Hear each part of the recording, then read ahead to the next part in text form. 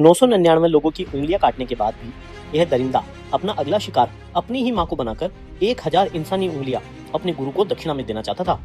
आखिर यह कौन था और ऐसा भयानक काम क्यों कर रहा था, जानते हैं दोस्तों आज की इस अद्भुत कहानी में। बहुत समय पहले कौशल राज्य में एक ब्राह्मण परिवार में एक बालक जन्मा। उसका नाम रखा गया अहिंसक, यानी जो कभी हिंसा न करे। वह तेजस्वी, विनम्र और आज्ञाकारी था। जब बड़ा हुआ तो उसे शिक्षा के लिए तक्षशिला विश्वविद्यालय भेजा गया, जहां वह इतना प्रतिभाशाली निकला कि गुरु का सबसे प्रिय शिष्य बन गया। लेकिन यहीं से उसकी किस्मत बदल गई। दूसरे विद्यार्थी उससे जलने लगे। उन्होंने गुरु के कान भर दिए। गुरु के मन में संदेह और क्रोध पैदा हो गया। गुरु ने उसको दूर भगाने के लिए एक विचार किया। एक दिन गुरु ने कहा, यदि तुम्हें एक सीक्रेट विद्या जाननी है तो गुरु दक्षिणा लाओ, 1000 मनुष्यों की उंगलियां। अहिंसक हैरान रह गया।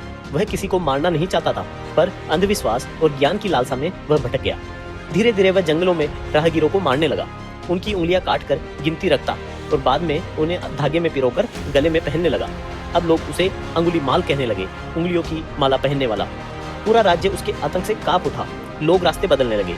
राजा ने सैनिक भेज दिए, पर कोई उसे पकड़ नहीं सका। तभी भगवान बुद्ध ने जाना कि उसके पास 999 उंगलियां हो चुकी है और एक ही उंगली शेष है। और अंगुलीमाल की माँ खुद उसे समझाने जा रही थी कि हिंसा छोड़ दो, परंतु अंगुलीमाल इतना क्रूर था कि अपनी माँ को मारकर उसकी भी उंगलियां काट सकता था। इसीलिए बुद्ध ने सोचा कि यदि उसे अभी नहीं रोका गया तो वह भयंकर पाप करेगा। करुणा से प्रेरित होकर बुद्ध स्वयं उसके जंगल की ओर चल पड़े। अंगुलीमाल ने बुद्ध को देखा और हंसा, आज मेरा अगला शिकार मिल गया। वह तलवार लेकर दौड़ता गया, पर आश्चर्य, बुद्ध सामान्य गति से चल रहे थे, फिर भी उन्हें नहीं पकड़ पाया। थककर वह चिल्लाया, रुको सन्यासी। बुद्ध मुड़े और शांत स्वर में बोले, अंगुलीमाल, मैं तो रुक चुका हूँ, तुम कब रुकोगे? वह चौंक गया, बोला, तुम तो चल रहे हो, फिर रुके कैसे हो? बुद्ध बोले, मैं हिंसा, द्वेष और दूसरों को दुख देना छोड़ चुका हूँ, इसीलिए रुक गया हूँ, पर तुम अभी भी हिंसा में दौड़ रहे हो, इसीलिए नहीं रुके। ये शब्द बिजली की तरह उसके हृदय पर गिरे। बुद्ध ने उससे कहा, यदि तू बलवान है तो उस वृक्ष के 10 पत्ते तोड़ के ला। वह तुरंत तोड़ लाया। फिर बुद्ध बोले, अब इन्हें फिर से जोड़ दे। अंगुलीमाल बोला, यह कैसे संभव है? तब बुद्ध ने कहा, अरे जिसे जोड़ नहीं सकते उसे तोड़ने का अधिकार तुम्हें किसने दिया? उसका अहंकार टूट गया था। तलवार हाथ से गिर गई। वह बुद्ध के चरणों में गिर पड़ा। मुझे शरण दीजिए। बुद्ध ने उसे दीक्षा देकर अपने संघ में शरण दी। अंगुलीमाल ने कठोर साधना की।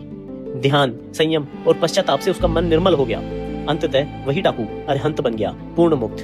दोस्तों, गलत संगति देवताओं को भी गिरा देती है और सही मार्गदर्शन दानवों को भी बदल सकता है।